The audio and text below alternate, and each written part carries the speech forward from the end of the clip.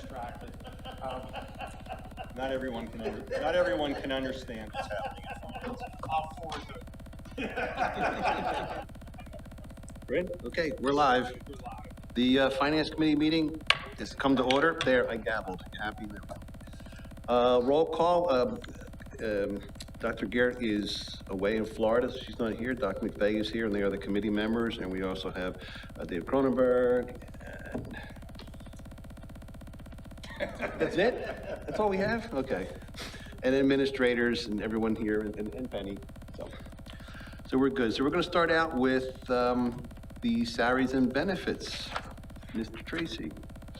Well, thank you, Mr. Finnegan. We did post tonight's PowerPoint presentation, which includes all of the information on board docs. Hopefully some of you had an opportunity to review it. Hopefully it will be an interactive discussion this evening.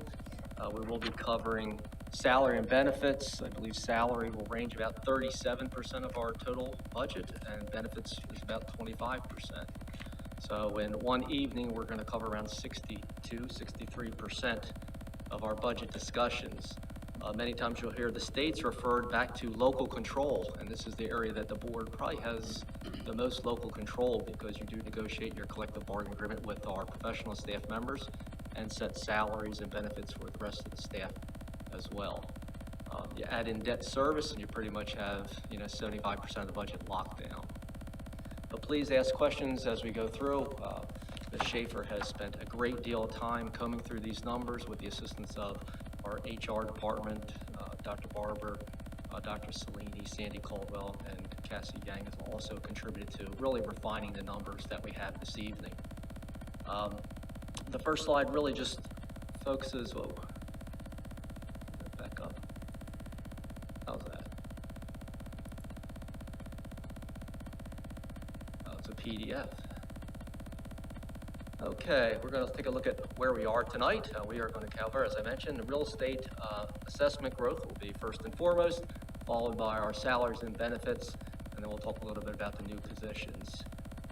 In the meantime, the rest of this month, there's a lot of internal planning going on right now. We have solicited all of our departments and buildings for their building allocations, department allocations, staffing requests, as well as special requests. And finally, new for this year was the bounce scorecard request. So we're in the process now of vetting all that out. Some of it has been, redundant requests in. So some of it is a district initiative as well as a building initiative. So we are right now going through prioritizing. Between now and next week, we'll spend a lot of time really honing in on the new staff that will be incorporated into the budget. They will be highlighted separate from our existing staff, which we're going to be reviewing this evening, and will be highlighted in our preliminary budget presentation as well. December 15th, we already have our Sterling Act tax credits from Keystone Collection Group. Penny has submitted that information. That helps drive out the amount of homestead, farmstead allocation money we will be receiving as a district. The Chester County Board of Assessment will be sending out our homestead, farmstead notifications to all residential qualifying properties that have not already acquired a homestead, farmstead designation. So that will be going out. They should be coming back sometime in the next month or so. And then finally, looking forward, we did have to change the date of our January board meeting from the 1st, once again, to the 3rd. So January 23rd, we'll be putting the rest of the package together, taking what we've done from October, November, December, and January, and we should have some tentative budget rates for you before we actually release the preliminary budget. And you can see at the very bottom, highlighted in red, that is our first public notification announcing our preliminary budget, our tentative tax rates for the 23-24 fiscal year.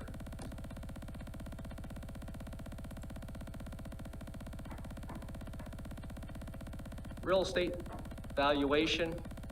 Each year, I know some of you know this ritual, it happens every year. Chester County Board of Assessments furnishes us what they call a tax duplicate.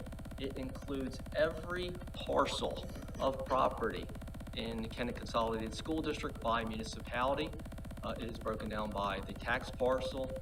We can then define even further on residential, agricultural, commercial, vacant, farm, mobile homes. So that is all provided to us. We call that the tax duplicate. It governs our taxable properties.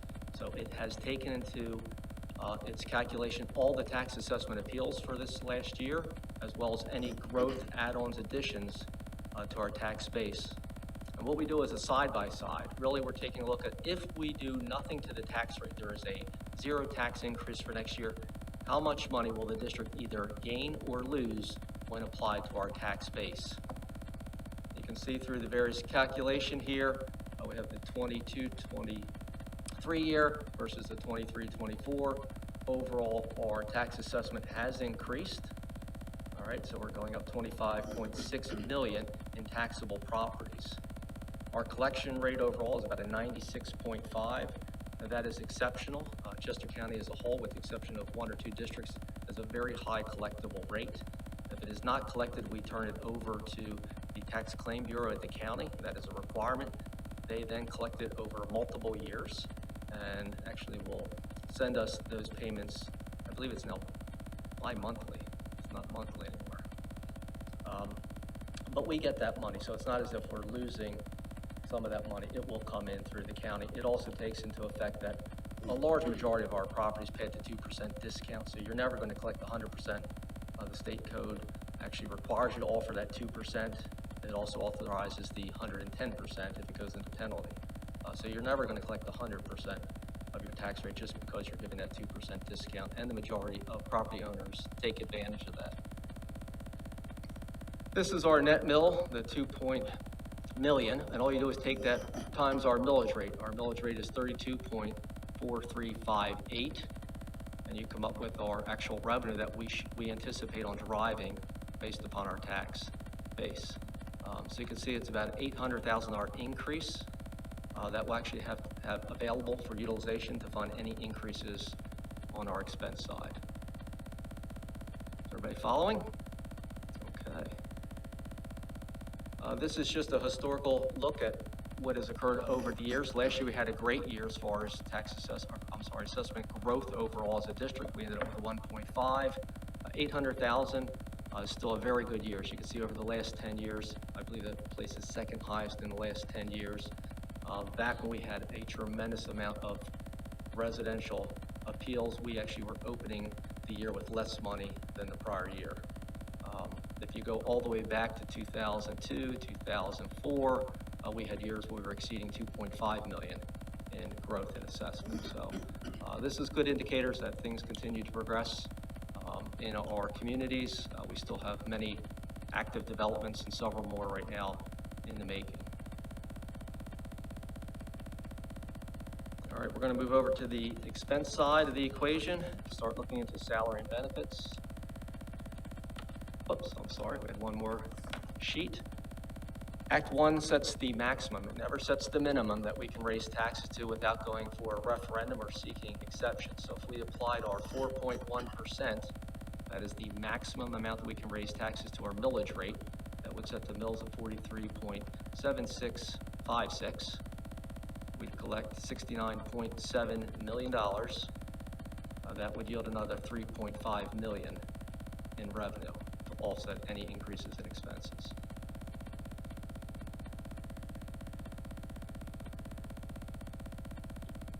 This evening, we're going to be talking about the total cost of employment. That is why we present both salary and benefits together.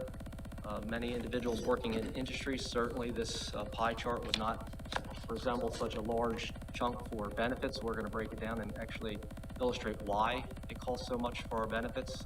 It's not only healthcare benefits, but also payroll benefits, as well as our pension system. So they're all included in that benefit slice. We took a look at a single individual and a family individual, both at $65,000. That is a master's at step 5. And these are benefits that would be for a family at $53,971, or if they had single coverage at $38,777. Breaking this down, you can actually follow through on the chart. For a single, we have our Social Security or FICA taxes that are paid. It's almost $5,000 on single. For retirement, you can see these are identical for single and spousal because it's based on a percentage of salary. 23,000 is being paid in pension. We will get half of that back as a revenue source, so that's the gross amount. Now, the net is going to be half that number because we will receive half of that back as a revenue. You can just look at this $81 for unemployment, workers' comp is just shy of 300, life insurance 45, long-term disability, which is actually a 2-year program. When I say long-term, it is 24 months. Vision coverage is $86. Medical is $6,943. Dental $584, and prescription $2,354 for the single coverage. You can see they're drastically higher for the family. We do have employee rate, we have employee child rate, we have employee children rate, we have employee spouse rate, and then we have employee or family rate. So we do break it down to all those various categories for medical. Prescription is only 2-tiered. It's either single or family. And dental is actually a 3-tiered plan that we have.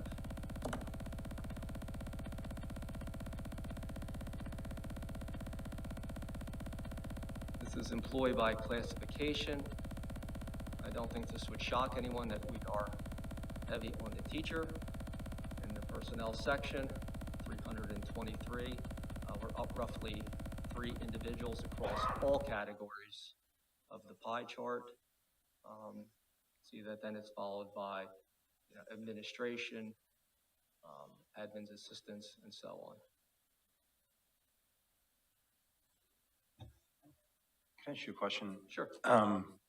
The last slides were, the last slide was very clear about the difference between an employee that had single health insurance versus family. Do you have a sense, Mark, for the percentage of our teachers that are in the single insurance bucket versus the family bucket?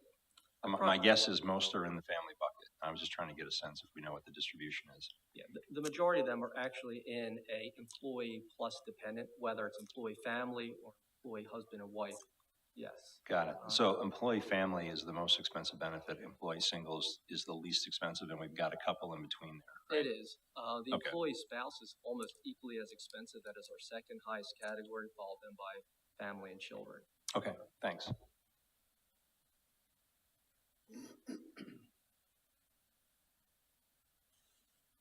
And this is how we break out our total $34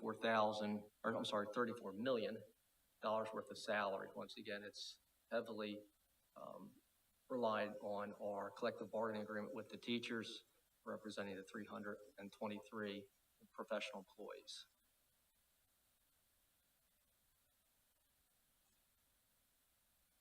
And we just break it down by percentage. I can tell you, historically, we've been using the same charts. It relatively remains unchanged as far as the percentages across the board. It moved up or down depending upon, back in 2006, we had transportation.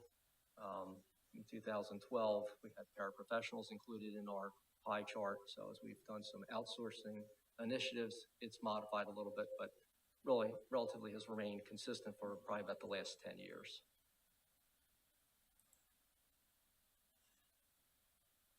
By the time I get to the last slide, I'll stop clicking on it. All right, and here's how it looks by categories. The way we actually develop our budget and roll individuals over is individual by person. So it's I would say, a labor intensive. A lot of it's handled through our computer systems. It's just the validation and looking for any errors that takes the time. But all of our teachers, we did have our board in service on salary schedule. So every teacher sits on a salary schedule. They are then promoted to the next step based upon our collective bargaining agreement. So any teacher is being promoted to the exact step and salary that they will get placed on next year. So we already have all of the salary schedules actually for the next 4 years in our collective bargaining agreement. If you're on step Masters +4, you're moving to Masters +5. There are no teachers this year moving a column for educational. So if a teacher has acquired an extra 15, they're not moving to Masters 15 this year. We're only moving column movement or educational credit movement the first, so this current year. They'll skip a year, the third year of the contract, and then the 5th year of the contract. That is the way that we slow down some of the salary escalation with our own collective bargaining agreement. But they will move a step. Every year, they're going to be moving a step in our contract. So every teacher is calculated based upon where they reside today for this year, where they're going to be promoted to next year, and then all their benefits are calculated based upon the medical plan that they've selected for this year. We'll have an open enrollment in May. Everyone must go through open enrollment every year. But statistically, it'll be very close. So a family, if they're taking family, we're actually rolling them over a family. If they're single, they're rolling over for next year at single. We'll have deviations and people move back and forth, but overall, it's a very good estimate. And we do that to every one of the categories. So the teacher's contract, when we actually costed that out, it was a little over a 3% increase. You're seeing it's less. We did have a significant amount of attrition. I believe there was almost 60 teachers that had left the district for various reasons, and new hires came in. And what you're really seeing there, the net effect of teachers with experience leaving versus the teachers that we brought in and placed them, there was some savings to be had. Overall, we're up 2 teachers that weren't budgeted last year. So they're included in that 2.42%. What you're not seeing, once again, is any new teachers, any new positions that will be brought in either to meet the balanced scorecard or other district initiatives or enrollment increases. So that's a very positive number right now as I looked at 2.42. That really worked out to our benefit. The administrative package calls for Act 1 plus 1% for next year. We did have some transition in our administrative ranks. So there's a great deal of, like I said, reconciliation that goes on. So every individual's promoted 5.1. We had some individuals retire, resign, new people come in, and we can actually get it down to the dollar for each category. Support staff, beginning with administrative assistants, tech, maintenance custodial, nurses, admin, 10-month admin, 12 library clerks, and speech therapists are all budgeted a 5.5% increase for next year. There are no specific contracts. When we get to the benefit end of it, you'll see that our benefits are fairly uniform from top to bottom. There's a slight differential in life insurance and vision. But other than that, what our teachers negotiate then really translates down to the admin group, to the custodial maintenance, secretarial group, et cetera. So our benefits package is fairly uniform across. Salaries, they're a little bit independently bargained. So you have your collective bargaining agreement, you have your Act 93 agreement, you have 3 individual employment contracts, and then you have the support staff, which really are not represented by an association, so they're collectively done sort of as a group. But we could go through, and if you have any questions regarding any of the deviations, we can specifically tell you, but a lot of it has to do with individual X left at X dollars, individual Y came in less. So in many cases, if you're not seeing numbers that were 5.5, if they're higher, then we've either brought somebody in higher or we've shifted a position into that category. Mark, why do we break out library clerks? They're not in the CBA, they're not, I mean, why are they their own category? The library clerks were one of the few para-educator groups that were not outsourced back in 2012. So they are their own classification. We haven't moved them to 8 hours a day. So I believe they still work 7 to 7.5. I think the elementaries work 7, secondaries work 7.5. They do not have benefits at this point. And how many do we have? At least 1 in each building. Mark, what impact do leaves have on our numbers? Do we pay during leaves? I should know this, but I don't. No, it's a great question. If there is an individual in that spot, they're included in our rollover because they may be back next year. Mm-hmm. Your LTS or daily subs are recorded in a separate section of the budget, which is not part. You're going to see a line item when we get down to actually dollar values where we actually have hourly workers, supplemental contracts, vouchers. You'll see our number for subs in that category. Mm-hmm. So we accommodate LTSs will replace somebody so they're not rolling over. These are full-time contracted individuals where we know we have a spot. But it's a great question because our new system now tracks. One of the problems we've always had is making sure if we have a vacancy, we roll over and fill that void. So if David Cronenberg is on a leave and we roll, we want to make sure we have the money set aside so when he comes back in August, we've accommodated for that. So now we go through and make sure that if we had 323 teachers in the beginning of the year, We have 323 teachers we're budgeted for next year. So the new system that we have allows us to put in a baking code, and we can carry that. If somebody leaves and we haven't filled it yet, if it's a long-term leave, we pick that up in our substitute line. But if I go on leave, I get to save my spot, that's what leave is, but I'm not getting paid at all, right? You could, we do. I mean, there's a lot of, there are terms, if you have compensated absence that you have not exhausted, you certainly can Gotcha, utilize that. well, that's fair. But I can tell you, it kind of works out because we also have individuals on here who go on leave and then go on unpaid leave. And they could be an $80,000 a year salary, and we bring in either a long-term sub at significantly less, or bring in a daily sub and significantly saving money each day. So there are these ebbs and flows that really kind of offset each other throughout the year. Got it, thanks.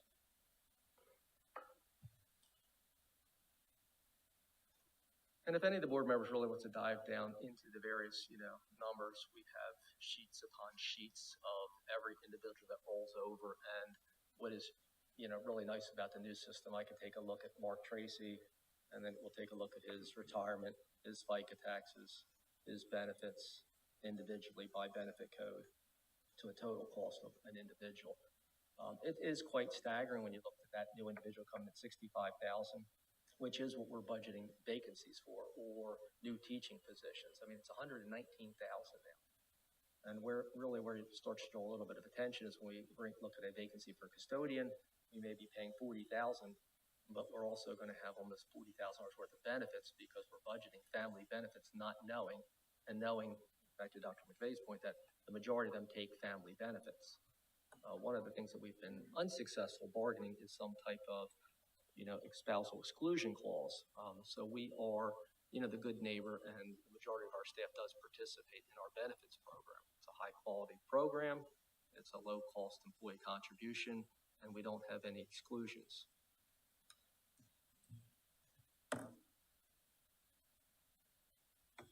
So all in all, you can see that we're up a little over $1 million, about a 3%. Given the percentages that I mentioned before, anywhere between a 3% and a 5.5, to come down as a total aggregate about 3%, pretty positive number. I'm excited. Given the conclusion of the collective bargaining agreement this past year, I'm excited both that we were able to do what we did for the teachers in that agreement, but also that the number is good for us. Yes, I mean, I think this is going to be the second year of movement, which was desperately needed. I think, both the administration, the board, as well as the collective bargaining team all recognized that we needed to move our teachers through that salary schedule. To Mr. Cronenberg's point, these are all the other dollars that come into our budget, about $1.4 million that come in through other various type of opportunities. Supplemental positions being one of them. This is all of your athletic and extracurricular activities that are listed within the contract. So this is your football coach, it's your volleyball coach, it's your FBLA. So all of these items are included in very detailed point systems as articulated in our collective bargaining agreement. It is probably about 3 pages worth of supplemental contracts for the high school, middle school, all of our elementary schools. There is a significant increase in this line item. You can see about a 16.5%. It really has 3 areas that we can identify. The first is escalation. There is about 3% increase in our fee structure each year for supplementals. So that accounts for about 21,000 of it. There's about 50,000 we added into the collective bargaining agreement. There's team leaders now throughout the building, instructional team leaders. That number has increased significantly, across the board in all of our schools. So I believe we have 3 here at the kindergarten center now. We have 6 in each of our elementary schools. We have 8 at the middle school. The high school is a little bit different. They're not necessarily included in the supplemental listing, but they will be paid hourly, 2 hours a month, and there's going to be 10 of them. So that's really making I would say, supporting our instructional initiatives within the district. So that's a big chunk. That's like 50,000 that we had. The 60 plus teachers that we had come and go has cost us in this area. We have mentors, like we've never assigned mentors before.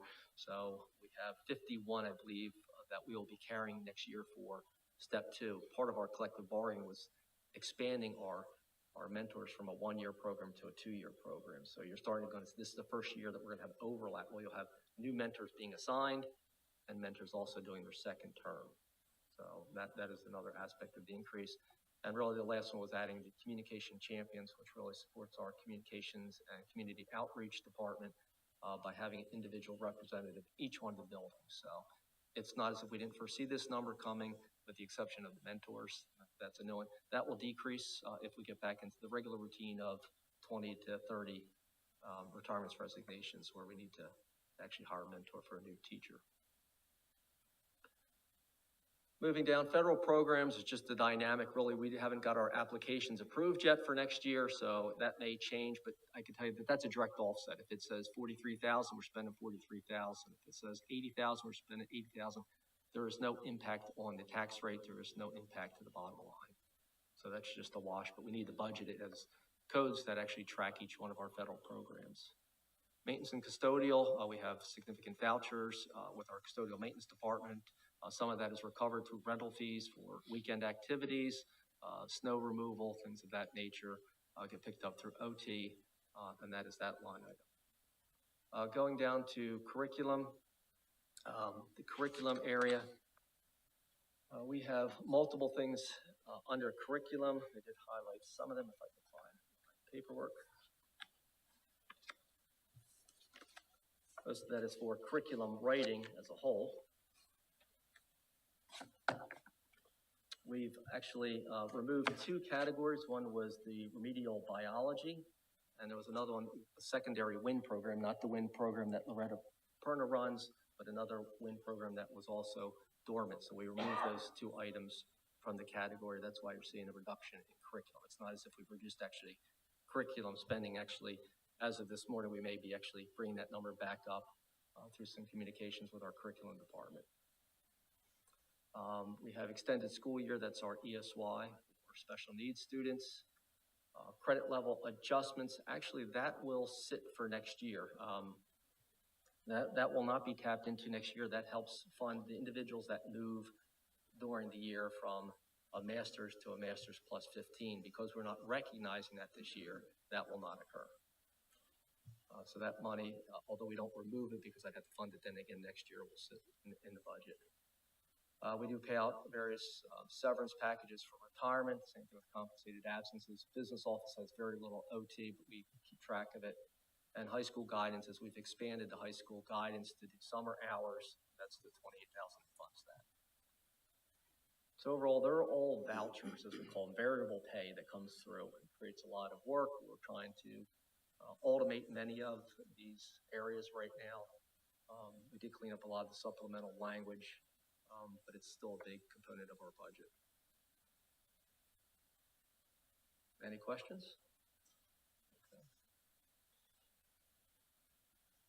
Moving on to benefits. The benefits, we can really focus on a couple of the larger areas of the benefits.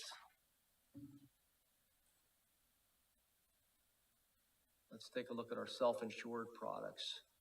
It's almost probably been a decade now that we pulled away from fully insured products, meaning we used to buy Blue Cross Blue Shield full indemnity products, pay them a rate, $10,000 a year, $20,000 a year.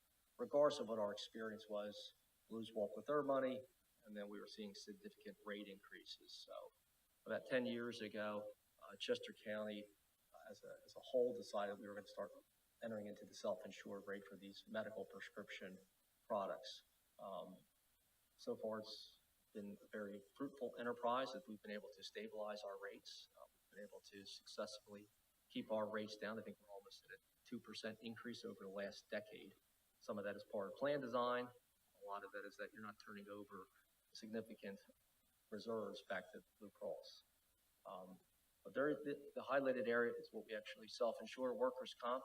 We belong to about 66 other districts that belong to the School Districts Insurance Consortium. We have an executive director. Actually, we just got a rate decrease for this year. We track our mod rate. We have training.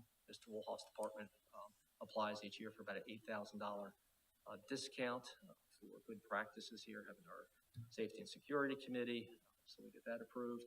But that's really been pretty stagnant across the year, so we don't follow. When we have individuals, we track them, send out surveillance, we do all that type of stuff through our SDIC Insurance Consortium. Medical has been probably the most it is combined with our prescription plan. We have a third-party administrator, the Ruschini Group. They're also the third-party administrator for about half of the county. They do an excellent job. About 5 years ago, maybe a little bit more, we actually contracted the rest of our benefits program to them, meaning we had an in-house benefits coordinator, and we've outsourced that component. That went out to Ruschini Group, so they conduct our open enrollment, they do all of our rate renewals. We do pay Blue Cross Blue Shield to purchase their network and to purchase their plan design. So Blues is still in the picture, but we actually float the claims on a weekly basis. We have about, Benny, correct me if I'm wrong, it's about 6 million sitting in that fund right now. She's giving me maybe a little bit less, a little bit less. But you see this every quarter on our treasurer's reports. We actually give you a statement regarding our progress, our annual progress. But medical benefits, we have a flex plan. For this year, our employees pay 12%. They're moving to 13% next year. That's part of our collective bargaining agreement. That'll go to every employee. They get a 20% buyout if they decide to opt out of our medical benefits. We don't have a great deal to do. We've had more recently as individuals, especially on the younger end of the spectrum, reside on their parents' benefits to age 26. They tend to waive our benefits so that they can cash out and get 20% of that premium payment. And we're going to dive a little bit deeper into medical in a few minutes. Delta is separate and standalone. We're self-insured through Delta Dental. And that is prescription. That is also with Independence Blue Cross. That is also administered by the Ruschini Group. We have a significant amount of detail. We went through our first look renewal about a month ago with the Ruschini Group. Since we pay all of our claims, we break it down by diagnostics codes, we break it down by hospitals, we break it down by our high-cost claimants. We always keep track of anyone that has crested over 100,000. HIPAA will not let me necessarily see the name of that individual, but we can tell whether it's the facility, physician, or pharma. And we keep track of that. We purchase stop loss separately at $225. So $225,000 kicks in our stop loss. We have a collar, which means our first claim has an extra $40,000 before it pays out. But we purchase that separately. So our exposure, if we have $1 million claim, it's $225,000. All right, so that runs you about a little over $500,000 per year to buy that stop loss. And we hit it periodically. We've actually have multiple people that hit it almost every year. Different people, one person's always the same. It's a pharma claim that hits us every year over that. It runs around $400,000 a year, but our stop loss is $225,000. So there's a lot that goes on with self-insuring of medical and prescription plans. I would say that the Delta Dental is pretty easygoing because that plan design is capped out at $2,000. There's not a lot of differentiating from year to year. Medical and prescription, take a lot more work because we do have a formulary plan out there and that changes periodically with people. So it's a little bit more hand-holding to make that work. But overall, you can see that, medical really is our second highest benefit, short of retirement. So the PSER number, is that the net amount after we get the reimbursement from the state? No, the way that the state makes this budget, you're going to see the gross go in. You'll see a line item, almost 50% of that. Some of that we may not get reimbursed like on federal money, but you'll see a number that's very close to 50% of it on the revenue side. Our unemployment comp almost doubled this year, or almost tripled. Is that just rate changes from the carrier, or what's? So we only pay what we actually incur. So we just budget pretty much that amount. I don't know until someone actually goes on unemployment. It's not like but we only pay the actual amount that we have to pay for unemployment. But this year we had 12,500, and next year we're budgeting 35,600. Because some years it can be pretty, Okay. Oh, I see, and then so the budget, basically, we budget about 36 every year, and then we pay whatever, it is what it is. And then the last one is, other current employee benefits is zero, we're budgeting 80,000, is that just a cushion if we have other costs? No, that is actually our administrative vacation payout. That money will get transferred to a salary account if needed. So you'll actually see it zero out if we need all of it to pay out the administrative vacation payout. And it's not just administrators, it does go to a couple other classifications. So if they're not capitalizing on the payout, we'll only take what we need out of that category. So I don't budget in as a salary until I know I need it. Pull it over. Thank you. All right. Yeah, the unemployment, because our mod rates are so low, but the same thing with workers' comp, it doesn't make sense for us to do state or insurance rated products because we deviate so greatly. So we're a direct payee for the unemployment. We do have subs that collect over the summer. So if we're calling in daily subs, they're going back the last 12-month look back, and we're being billed for the summer months because we can't give a sub reasonable assurance. That is something that's afforded to schools for teachers, so they can't collect during the summer. But if we have an LTS, we can't guarantee them a spot, they're eligible to collect. So dependent upon the year, I would expect with the number of subs that we've been utilizing, this summer probably is going to be a little bit heavier than most. But we don't typically do layoffs or furloughs. I mean, we've had in the past, but I don't anticipate any. But we really won't know until we actually see the dollars start coming in the summer. Thank you.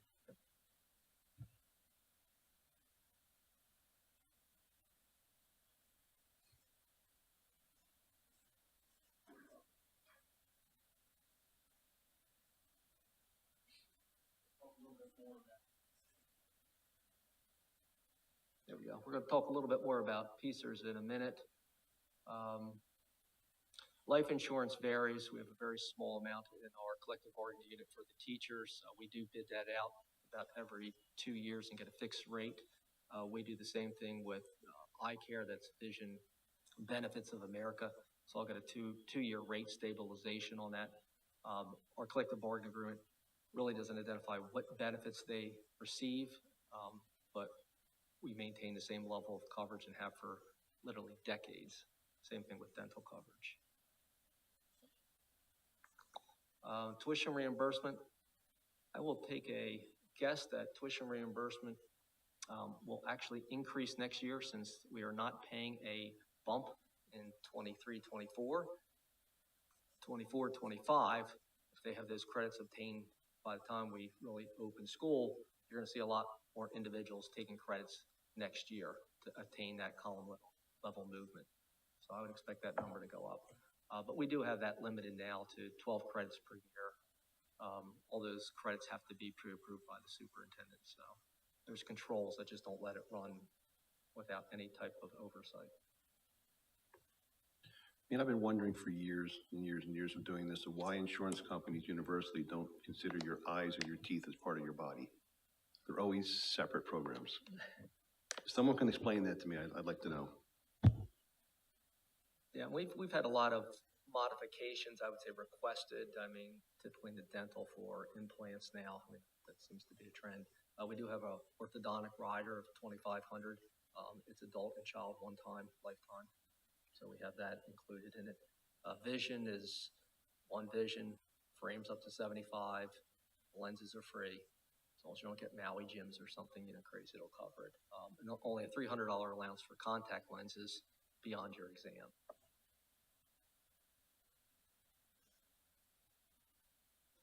This breaks it down, what our benefit costs. You can see that tuition, or the retirement has taken such a big piece of it.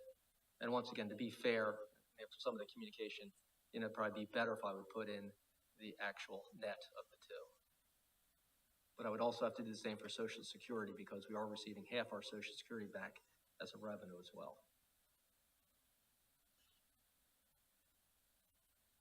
So there's our PCERS. It is representing 52% of our total costs on the budget side. Some of us remember what it looked like in 2002, 2003. PCERS at that time was fully funded. That prompted the legislative change, which gave a benefit increase of about 25% to every participant retrospectively. So if an individual had 30 years in our system, they suddenly received credit for 25% on every year they had worked. That was a major change. They also dropped our vesting down to 5 years. That has been pushed back to 10 years. But there were some of the major changes. So everyone that was in the retirement system got a 25% increase in the system. At the same time, they basically had school districts and everybody else barely funding the system, only putting in 1.15%.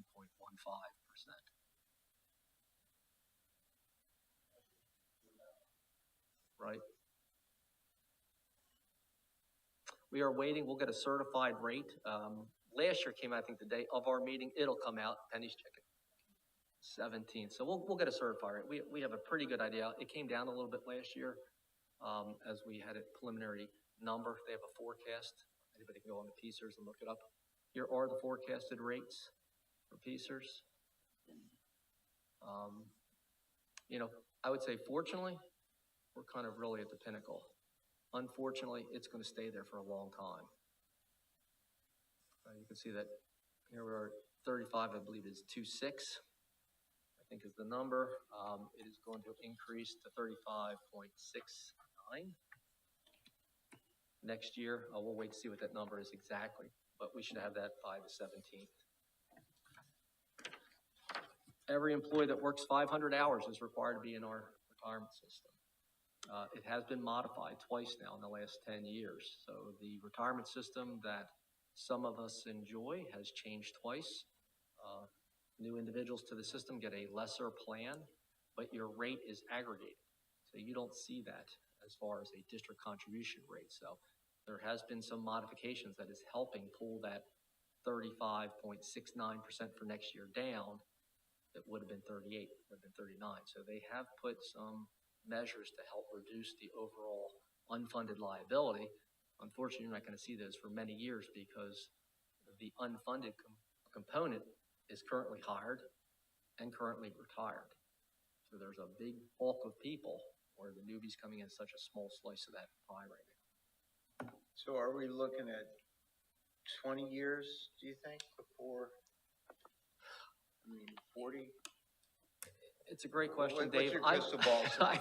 I don't have one, you know, because like I said, it's an unfunded liability of individuals that are currently in the system.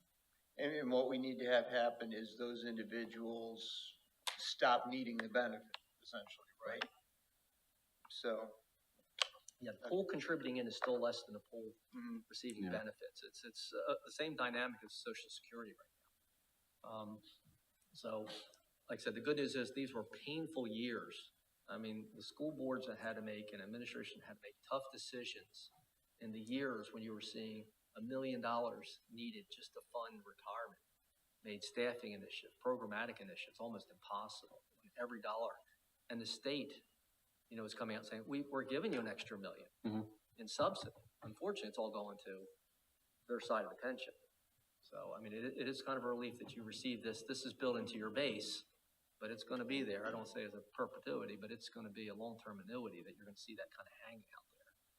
It's like when they say they're giving us more money, when in fact they're just giving us back half of the more money that they're charging us. Right. But on their books, that's more income.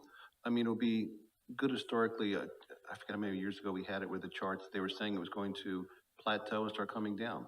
We were looking at those, and then they re-looked at it and found that they, you know, once again, don't know how to be actuaries and said, nope, it's not going down. Probably never.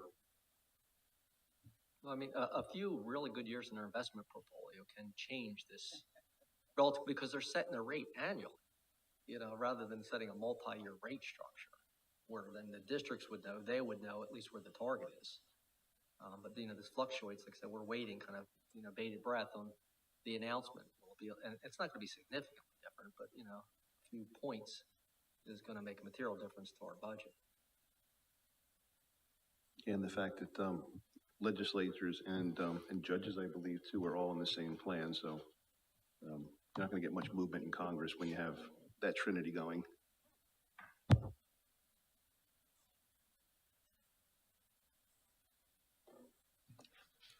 Okay, unless there's any other questions, we'll be moving off of this one, but we do really right now is we're prioritizing staffing requests. We have all the staffing requests in hand, and this morning in our cabinet meeting, we're talking about setting up a meeting either later this week or next week to really put them into a a priority order, and then actually which ones will be included in the preliminary budget. Right now, we still have to incorporate our initiatives of the balanced scorecard. As I mentioned, they're all in hand. I have every one of our departments, every one of our building principals that has anything to do with our first full year of initiatives. I have dollar figures now tagged with them. And finally, we'll be looking at our revenue forecast. I can tell you it looks very positive so far. We know interest earnings. Those interest earnings are potentially hurting some of the residential real estate markets. They are really helping our bottom line as we budgeted a very small amount this year, and we'll probably meet that tenfold. So we'll have a revenue projection for interest earnings that will look very good. Our earned income tax has really been doing extremely well, not only here at Kennett, but overall county. I think as some of the, companies are trying to keep pace with inflation now, we're starting to see that ripple effect back in collections for earned income tax. So there's some good items, indicators on our revenue side that hopefully will help offset any type of tax increase. All right, that includes the staffing piece. And now you're gonna tell us about electricity and utilities, which I found kind of shocking when looking at these numbers.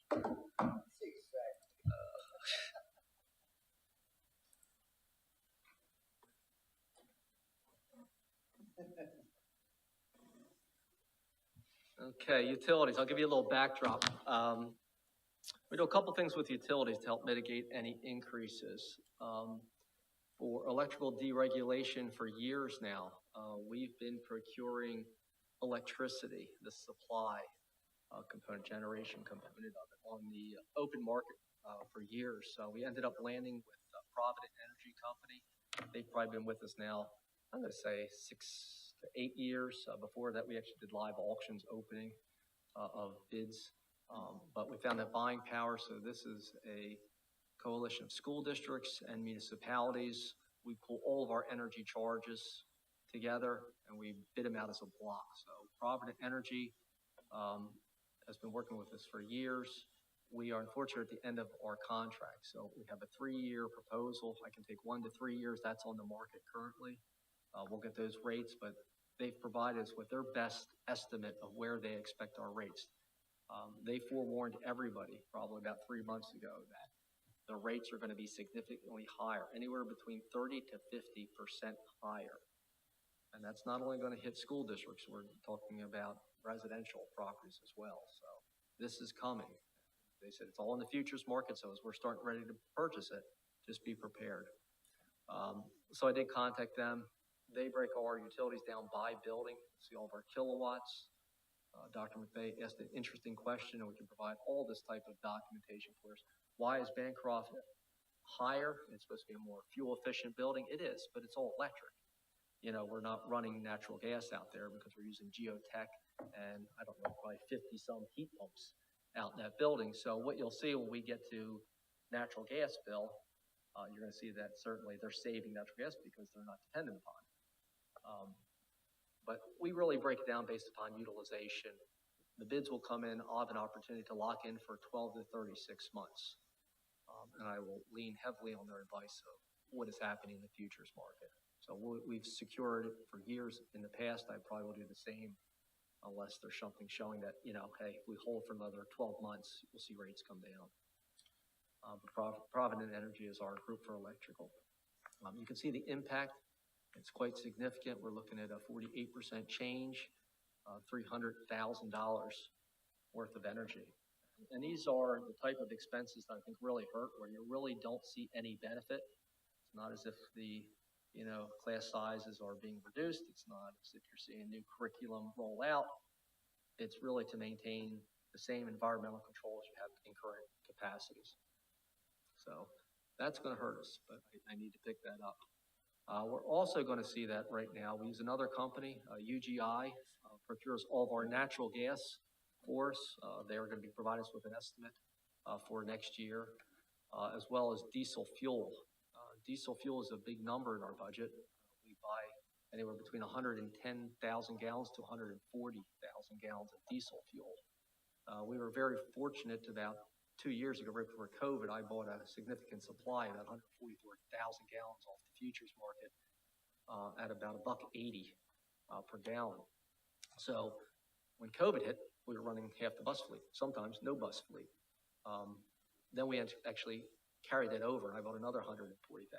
So we're sitting pretty this year that we'd have to buy any fuel.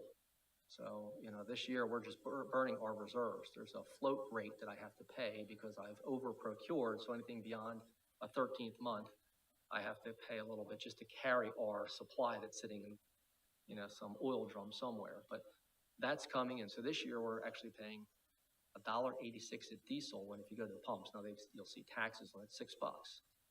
But overall we're probably saving somewhere like, $1.80 per gallon. For this year. So you're going to see a significant increase when we develop next year's budget.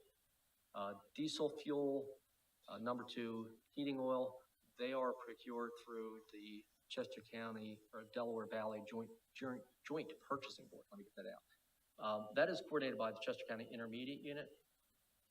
We are actually going on the market now. So we've given them our supply. I put 110,000 gallons for Kennett for 2% bio ultra-low sulfur diesel. We'll have that bid come in February. In the meantime, I've asked Jason from the IU to at least give us estimates where they think they're coming. So in the next week or so, we'll actually take a look at how bad that is going to impact our diesel fuel budget for transportation. So utilities are going to be a big chunk this year. I'm expecting a couple 100,000 in diesel fuel. And, depending upon, I don't know the natural gas market as well, but when we get the estimate, it may be up 100,000, 200,000 as well. Is diesel the buses, or is there more to it? No, diesel is all buses. We have an arrangement with Kraft. They have a 10,000 gallon diesel tank that is part of our contract with them that they have to maintain. So we purchase the gas or the diesel fuel, and it's deposited in their tank. Right, and they have to use ARP diesel, they can't just pop by a gas pump someplace. So unfortunately, we did get in front of COVID, and Mr. Tracy built up his strategic fuel reserve that we've been working off of.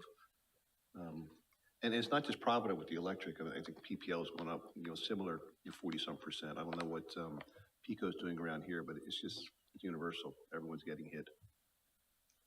Yeah, we already got hit with our New Garden water bill. It's a sore topic. So we are actually looking into that. We were hit at $1,000 per month by Aqua for our water main that we just had brought in from Greenwood and our water main that's at Bancroft. So that's a relatively new fee that we've actually worked through. Unfortunately, we have to pay it.